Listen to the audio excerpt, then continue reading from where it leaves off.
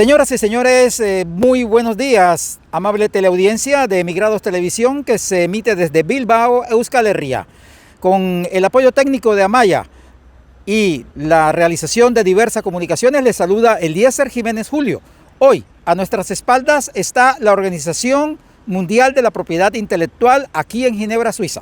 Y vamos a hablar de un tema que poco se conoce en Sudamérica, en Hispanoamérica y en el mundo, el tema de la propiedad intelectual, de cómo prácticamente este tipo de organizaciones en un momento determinado legaliza la biopiratería de la propiedad intelectual y que implica también a los pueblos indígenas, a los pueblos del Abya Yala, en donde también a raíz del desconocimiento de la riqueza que tienen ellos allá en la Amazonía, por ejemplo, o en la serranía del Perijá o la Sierra Nevada de Santa Marta, son explotados, pero que allí las multinacionales llegan, sacan los recursos, los patentan a nivel internacional y las comunidades no se benefician en nada. Para hablar de este tema, en el día de hoy tenemos como invitados a Leonardo Pérez y a Sonia Murcia. Ellos son de la Organización Internacional Maloca, que está adscrita a Naciones Unidas y que han venido participando no desde ahora, sino desde hace tiempo en este tipo de debates, y que la semana pasada se dio uno muy importante aquí en Ginebra, Suiza.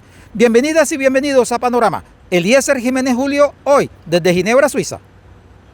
¿Qué es la propiedad intelectual? ¿Por qué la propiedad intelectual es importante? ¿Y por qué existe esto aquí atrás, que es la Organización Mundial de la Propiedad Intelectual? Entonces, para entender esas tres cosas, pienso que debemos tener en cuenta un mensaje que ha resonado bastante en Colombia, que resonó bastante en campaña política, y es algo interesante que una campaña política tenga ese alto nivel de debate, y es la noción de a la sociedad del conocimiento. Si nos paramos, o si cogemos esa noción de sociedad del conocimiento, comprenderemos qué es la propiedad intelectual y por qué es importante y por qué existe eso. Bueno, ¿qué es la propiedad intelectual? La propiedad intelectual, el nombre lo dice, es un tipo de propiedad, es un derecho, ¿no? Usted puede tome la propiedad en su forma más material, digamos la propiedad sobre la tierra, ¿no? Es una propiedad que ejerce, que crea derecho que afecta a terceros. Es decir, si usted es dueño de una finca, usted es el dueño, pero eso implica también que nadie más se puede meter en su terreno, y esas personas no lo conocen a ustedes. Tiene consecuencias sobre terceros.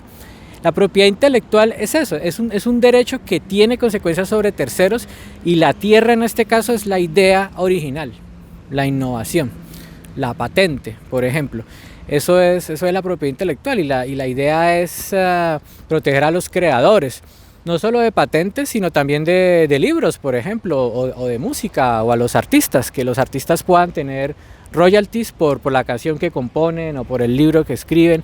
Eso es la propiedad intelectual. La propiedad intelectual da ese derecho, y la Organización Mundial de la Propiedad Intelectual está aquí pues para garantizar que los derechos así adquiridos por farmacéuticas en caso de patentes, por un artista en caso de música, sean respetados, y también cuentan con un mecanismo aquí para dirimir los posibles conflictos que aparecen, y eso sería la propiedad intelectual. Tenemos el primer tratado de 1883, que es un tratado de protección de la propiedad industrial, que fue en París. Pero la propiedad industrial era en este caso los diseños, no todo lo que es como inmaterial, los diseños, las patentes, también las marcas. Y luego se ha venido desarrollando. En el 86, si no me equivoco, 3 años después, en el 89, se hizo la Convención de Berna, que es propiedad intelectual, sobre lo segundo que hablé, propiedad intelectual de copyright, el derecho de autor. Y así se ha desarrollado, y pues en estos momentos, bueno, no creo que se alcance a leer, pero lo leo para ustedes. Hay una conferencia diplomática sobre recursos genéticos y conocimiento tradicional asociado, que ya es aquí donde entra el problema, porque yo pues hasta ahora les he explicado la propiedad intelectual como en su aspecto positivo, pero como les dije, se basa en la innovación. La cuestión es que los pueblos, sus conocimientos colectivos, pues pertenecen a todos, pero eso no quiere decir que ellos no sean los dueños, que ellos no sean los creadores. El problema es que las nociones aquí occidentales, que necesariamente son las nociones de la propiedad intelectual, comienzan a chocar con las nociones no occidentales, que son la mayoría en el planeta y que son muy sofisticadas, que de hecho son mucho más generosas. Y ahí es donde tenemos una serie de problemas que pues podemos exponer también. Como expresaba mi colega Leonardo, hay ejemplos claros de medicinas que han sido patentadas y que generan grandes ganancias y recursos a las farmacéuticas y han sido producto del seguimiento que se le hace a los conocimientos o los sistemas de conocimiento de los pueblos indígenas. En particular, por ejemplo, el caso del sauce, que es de las primeras naciones americanas, ha generado grandes recursos. De ahí sale la aspirina, y la aspirina, como sabemos, por lo menos se conoce que 100 millones de dosis de aspirina se consumen diariamente a nivel mundial en más de 73 países del mundo. Los pueblos que compartieron esos conocimientos y donde se sacaron esos conocimientos no reciben ninguna retribución. Y la empresa que ha patentado el nombre de aspirina, que era como comúnmente se conocía, y es Bayer, ha impedido que entren al mercado otros tipos de genéricos con el nombre de aspirina. El caso de la insulina, como lo habíamos comentado, en 1923, 3 de los innovadores que lograron encontrar un pequeño avance para mejorar las condiciones de vida de las personas que tenían diabetes, del tipo B específicamente, donaron o vendieron a la Universidad de Toronto por solo $1 esa innovación que lograron, con la esperanza de que todas las personas en el planeta tuvieran acceso a esa medicina para salvar sus vidas. Sin embargo, la Universidad de Toronto vendió a Lilly, una gran farmacéutica, quien se ha estado lucrando todo el tiempo y ha aumentado el precio de la insulina hasta un 1.250%, como se ha podido constatar. El precio de la insulina no ha bajado y su producción es de apenas 3 centavos en la actualidad. Esto pues es una manera de enriquecer escandalosamente a alguien en detrimento de personas que requieren utilizar una medicina en particular. Bueno, y para completar, nuestros recursos del sur global seguirían siendo saqueados, dado que al aprobar que quien solicite una patente no esté obligado a decir de dónde obtuvo el conocimiento, de dónde obtuvo el recurso genético, y que eso no sea una causal para que se le retire la patente, pues sencillamente las cosas que ya han estado registradas en libros de literatura, en investigaciones que han hecho universidades, etnobotánicos que han registrado sobre los conocimientos de los pueblos indígenas durante muchísimo tiempo, pues simplemente se convierten en algo que es como dominio público, que no pertenece a los pueblos indígenas ni a quienes han sido los generadores de ese conocimiento. En este momento, las plantas medicinales de la Amazonía, que tienen grandes productos, siguen en riesgo, y son las farmacéuticas las que van y toman los conocimientos, tales como la planta del yagé, que en algunos territorios le llaman ayahuasca, que es característica de la Amazonía. Las hojas de coca, por ejemplo, han sido estudiadas. Fue luego en los Estados Unidos quien pagó el estudio para que hicieran el recorrido sobre todas las calidades y las especies de coca en todo el territorio, tanto de Centroamérica, Suramérica y de los Andes especialmente, y mirar a las cualidades que tenía esa planta, que para muchos pueblos es una planta sagrada y es una planta de alimento, y de ahí sacaron lo que llaman la cocaína. Pero los pueblos indígenas no son los que han producido la cocaína, es la transformación que ha hecho los estudios que hacen esta droga que no hace bien. Pero la coca no es la cocaína, así como la cafeína no es el café.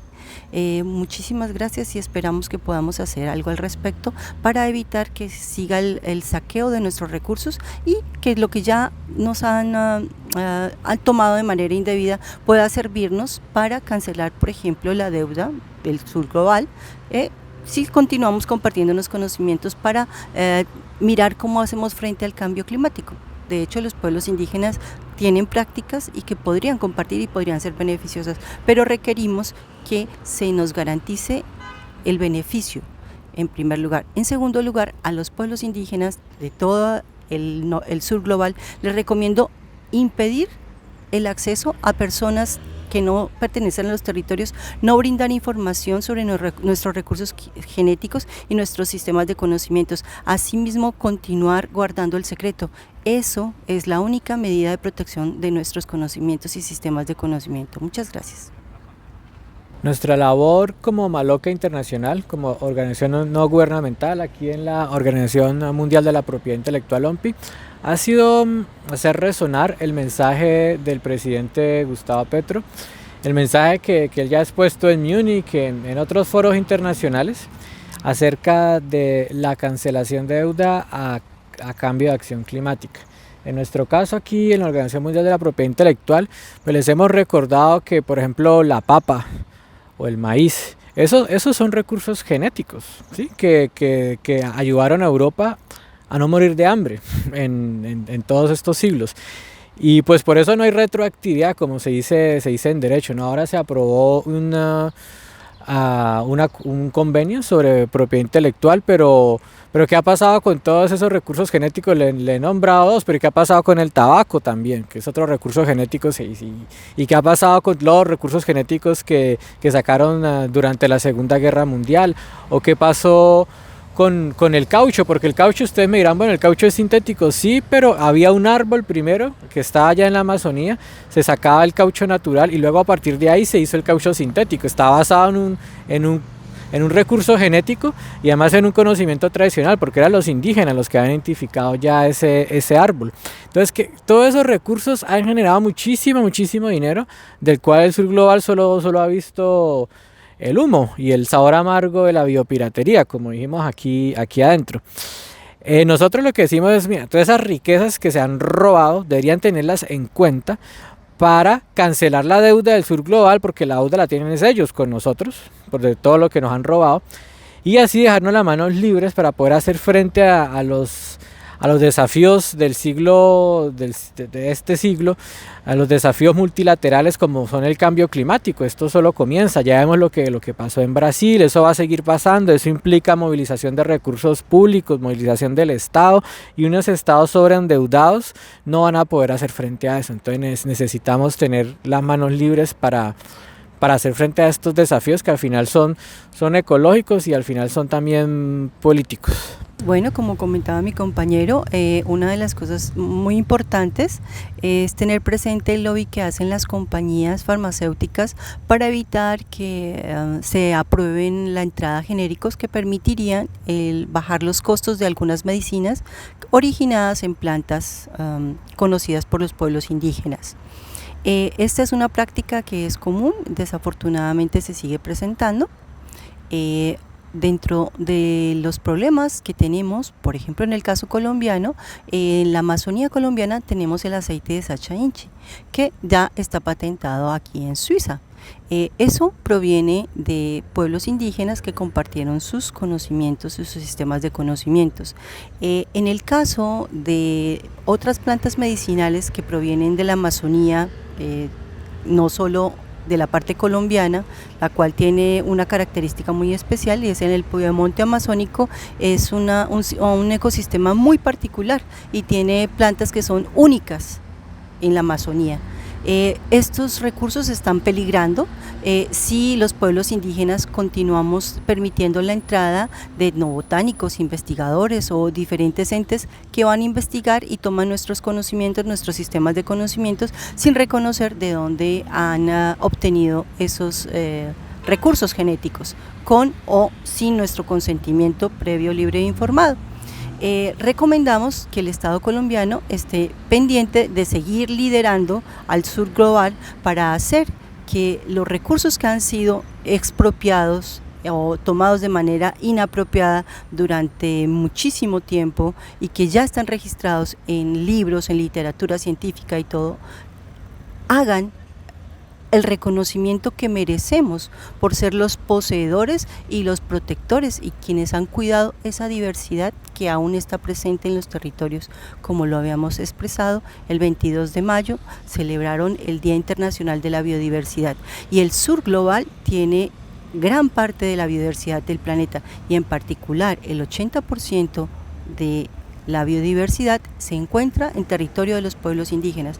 Por ello es muy importante que sigamos garantizando la pervivencia de los pueblos indígenas y la protección de sus sistemas de conocimiento. Pueden beneficiar a todo el planeta, y agradecemos al Estado colombiano en cabeza de Gustavo Petro para que procure continuar liderando esta lucha, porque la deuda de los pueblos del sur sea tenida en cuenta y sea condonada, teniendo presente el saqueo continuo que hemos estado teniendo en nuestros territorios. Muchas gracias.